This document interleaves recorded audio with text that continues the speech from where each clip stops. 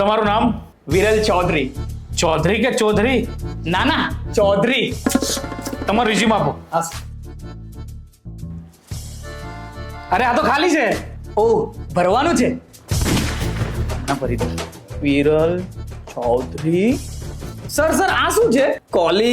કોલી પાસ નેવિગેશન. અરે ક્વોલિફિકેશન છે એ બધું રવા દે. સતલા યા one paper can not decide your future. Rickshaw પાછળ વાંચેલું. લાગ્યું જ મને એક વાતનો જવાબ આપ. તારો ઇન્ટરેસ્ટ શેમાં છે? ઇન્ટરેસ્ટ તો સર 2 દિવસ પહેલા કાજોલમાં હતો, હવે થોડો અંકિતામાં છે, અને થોડા દિવસમાં રચનામાં પણ આવી શકે છે. રચના? કઈ રચના? રચના પટેલ. હાશ. કેમ સર, શું થયું? મારી વાડી રચના મહેતા છે ને. ના સર, જોયા વગર ઇન્ટરેસ્ટ નથી લેતો. ઓકે, મારા એક સવાલનો જવાબ આપ. માની લે કે આ કંપનીને આગ લાગી ગઈ, તો તું સૌથી પહેલા કોને બચાવીશ? પ્રોડક્ટને કે મને? સૌથી પહેલા સર હું ખુદને બચાવીશ.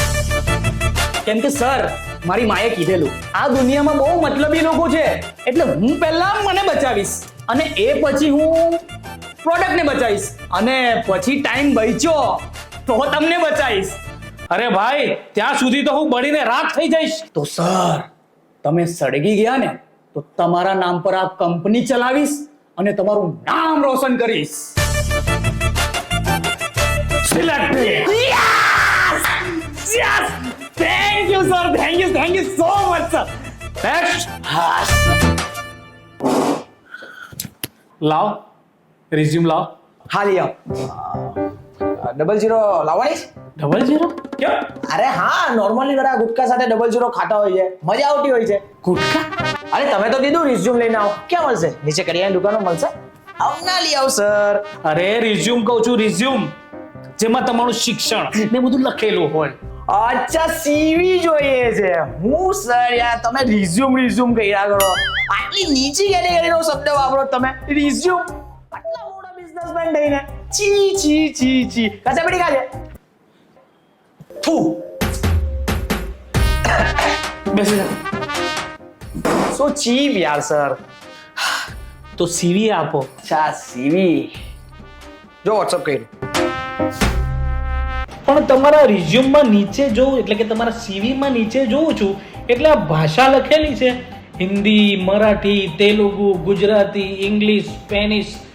આ બધું તો ઠીક છે, પણ આ કઈ ભાષા છે? અસ્મા ને ભસ્મા ને. અરે સર, આજ તો મેઇન ભાષા છે. આજ ભાષા તમારા ધંધાને એટલો ઉપર લઈ જશે ને કે તમે બિલીવ જ નહીં કરી શકો. અનબિલીવેબલ ધંધો હોય.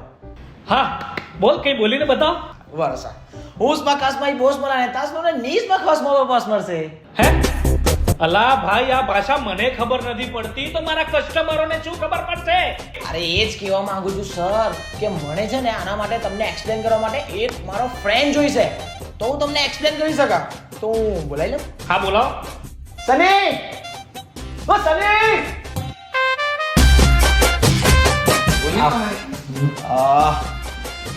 આસમાં મને ખાસમાં હોય, નાસમાં ડી પાસમાં દી કે હુસમાં સૂસમાં બોસમાં લૂછુસમાં. હું બાસમત કસમાં રહી છે. સર, માની લો કે તમે એક કસ્ટમર છો. આપણી આ પ્રોડક્ટ 500 રૂપિયાની છે, તમે માંગો છો 350 રૂપિયામાં. તો હવે મને નથી ખબર કે આ પ્રોડક્ટ આપણે ઘરમાં કેટલા રૂપિયાની પડે છે, પણ મારે કસ્ટમર પણ જવા નથી દેવો, મારે પ્રોડક્ટ વેચવી જ છે કસ્ટમરને. તો હું સનીને પૂછીશ કે આ પ્રોડક્ટ આપને કેટલામાં પડે છે, પણ મારી ભાષામાં, જેથી તમને ખબર નહીં પડે. 1 મિનિટ જો. સસમની આસમાં આપણે ઘસમરમાં કેસ મતલાની પ્રોસ મળે પર્સ મળે છે એસમાં અસમડીસમો. ઓકે, અસમડીસો. ઓકે સર, તો હું તમને આ પ્રોડક્ટ 350 માં આપી દઈશ.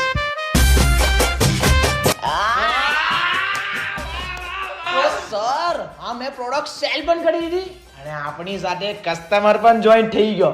તો આ અમારી માર્કેટિંગ સ્ટ્રેટેજી છે ઓન ફિલ્ડ પ્રોડક્ટ વેચવાની.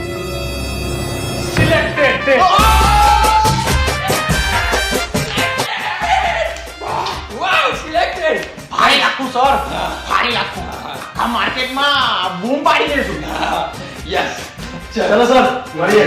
એ ભાઈ તારો જ નંબર છે, આવીને બેસી જા.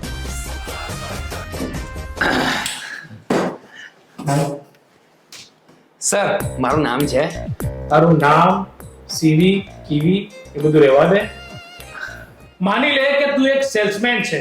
ના, હું તો એક બેરોજગાર છું. અરે માનવાનું કહું છું. અરે એવી રીતે કેવી રીતે માની લો કે તમે ગેંડા છો, માનશો? અરે ભાઈ હું તો એક્સપ્લેન કરું છું. હા તો હું બી ખાલી એક્સપ્લેન જ કરું છું સર. અને તમારે મનાવવું જ હોય તો એમ કહો કે માની લે કે તું બોસ છે. ઓકે ચલ, માની લે કે તું બોસ છે. હા તો સર તમે અહીંયા આવી જાઓ, હું બોસ છું તો હું તો આવી જાઉં એટલે ફિલિંગ આવે. પ્રોપર માનવાનું જ છે. ચાલો.